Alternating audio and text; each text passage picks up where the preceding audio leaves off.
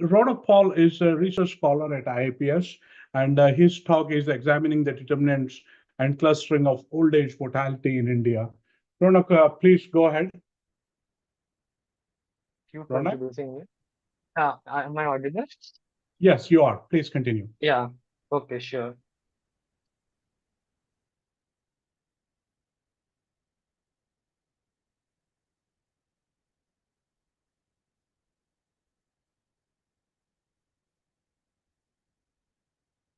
Yeah, hope the screen is visible. Okay, Yes, so it is I will visible. continue. Yeah. So hello everyone, I'm Ronak Paul and I will talk about my research topic on examining the determinants and clustering of old age mortality in India.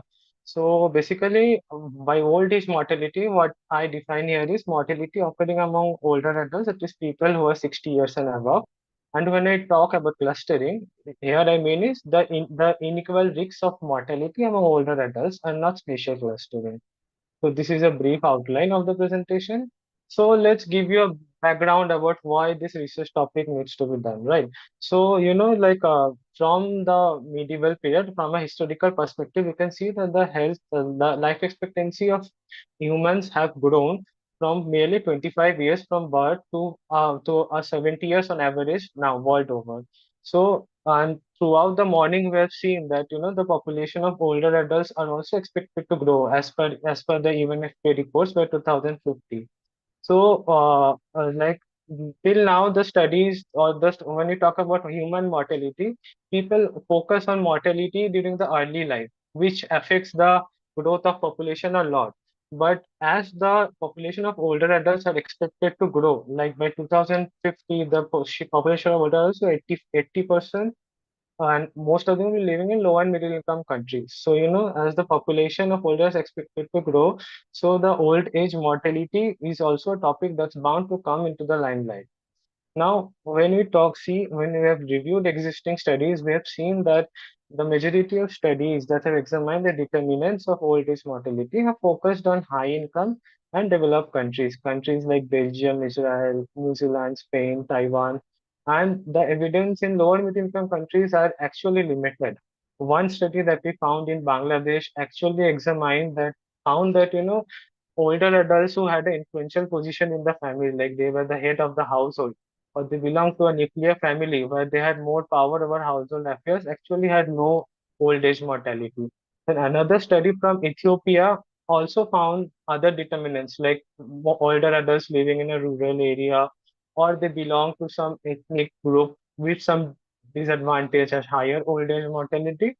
So there are couple of studies from India also that have also shown the effect of age, gender, and prior comorbidities on old age mortality. So why this study now? See, like when we talk about the determinants of old age mortality, the quality and quantity of this mortality risk actually varies across families and communities. It is not homogeneous. And also, when we talk about the risk factors, we need to understand that the risk factors are correlations. So we need to move a step above that.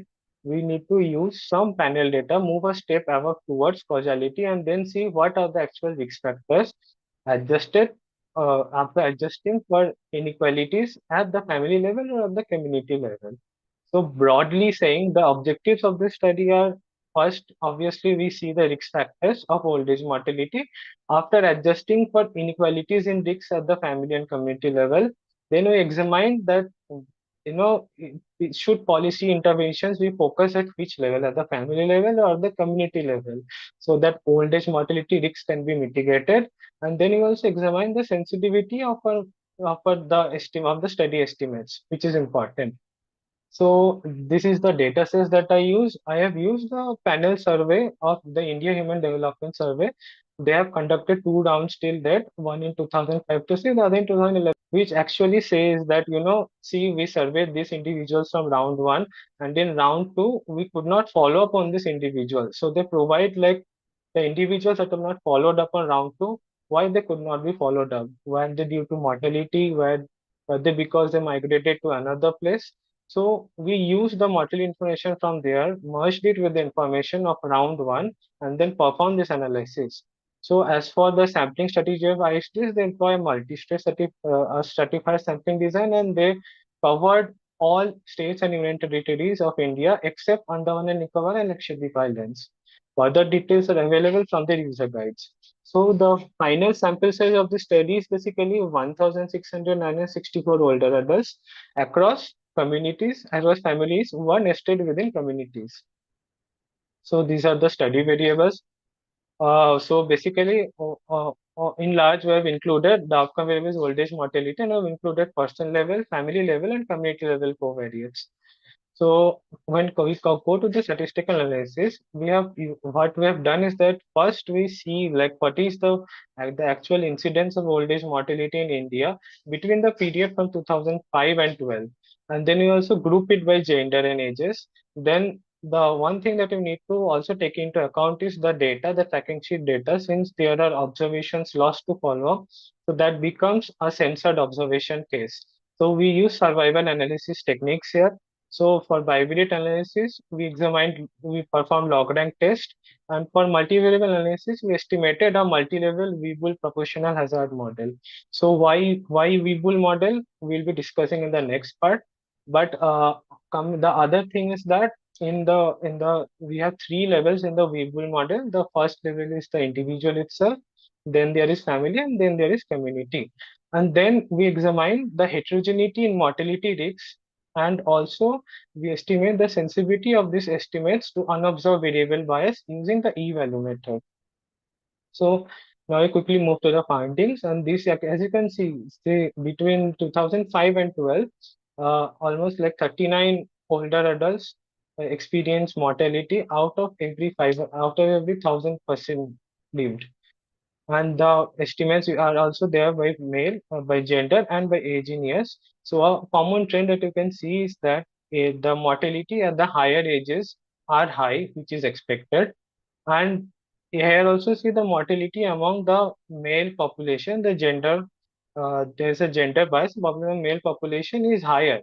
And it is well established also that females or female older adults tend to have an advantage in terms of mortality during the older ages. So now this is basically the survival curve of old age mortality. One thing that you need to observe is that you see the jump in hazard of mortality increases over the years. And this is the parametrics model assumption, the parametric model estimates of the five statistical models that were used to calculate old age mortality. So in here, you see the archaic information criteria and the Bayesian information criteria values are lower for the Weibull model. And the lower the values, the lower that model is a better fit to estimate old age mortality. So that is why we use Weibull model. And one more thing to keep in mind is that the Weibull model is used in cases where the hazard is not equally increasing or decreasing. So as we have seen from the previous graph that the hazard was increasing with time. So that's why we have used the Weibull model. So now we quickly move to the heterogeneity estimates here. So first, I've shown the median hazard ratio. But the median hazard ratio is a abstract number basically, which gives us the median value of all possible estimation of pairs of older adults and their mortality risks. So as we can see that in the community level, the median hazard ratio is much lower than the median hazard ratio at the family level. So from here, we can conclude or we can say that the heterogeneity in mortality risks is actually higher at the family level compared to the community level. And when we talk about the ICC or the intra-class correlation coefficient, there also we observe the similar trend. So what the ICC does is the MHR talks about heterogeneity or inequality in risks. The ICC talks about correlation among of mortality risks among older adults belong to the same group. So as you can see, the correlation among older adults belonging to the family level is also higher than older adults belonging to the community level. So after this, after estimating the Weibull hazard model, basically, we also see the difference in the hazard of mortality risks by different risk factors across the time period. So these are some prominent risk factors that we observe that, like individuals who smoke tobacco actually had a higher hazard of mortality, and also individuals having lower education those who belong to the nuclear family structure, those who belong to the nuclear family structure, and those who belong to disadvantaged social groups or the lowest wealth quintile or the lowest economic quintile also had higher hazard rates. Okay, so basically, from this analysis, we observed what we observed is that the prominent individual level risk factors are basically employment, the partner support, social participation, and also the health factors. Like we observed whether the participants have chronic diseases, and if they had, they are found to have a higher risk of old age mortality that we observed among the individual level. And when we talk about the family level, as I've already shown, the family level mortality varies.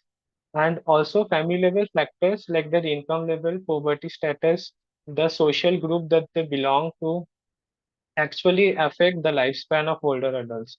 And the one thing to note is that in the higher income countries, where old age mortality has not been shown to have an economic gradient.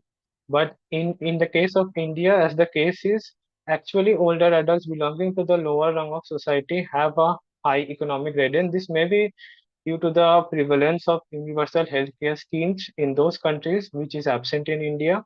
And so the crucial policy information that we get from these countries, from this analysis, is that we give adjusted estimates, which are adjusted by the unequal risks, and we give the risk factors across level. And one more thing, that we have also tested these estimates for sensitivity to unobserved variable bias, and the unobserved variable bias sensitivity was minimum. So these are robust estimates, and since family level heterogeneity have been pointed to, so policy interventions at the family level are required, and we have to undertake further research using more recent data to formulate crucial policy changes for these recent years, because IHDS datasets are a decade old now. So that's all for this presentation, and you can contact me for further questions. Thank you. Thank you so much, Ronak. It was a very interesting presentation on the clustering, especially the old age mortality and different socio-economic factors taken into account.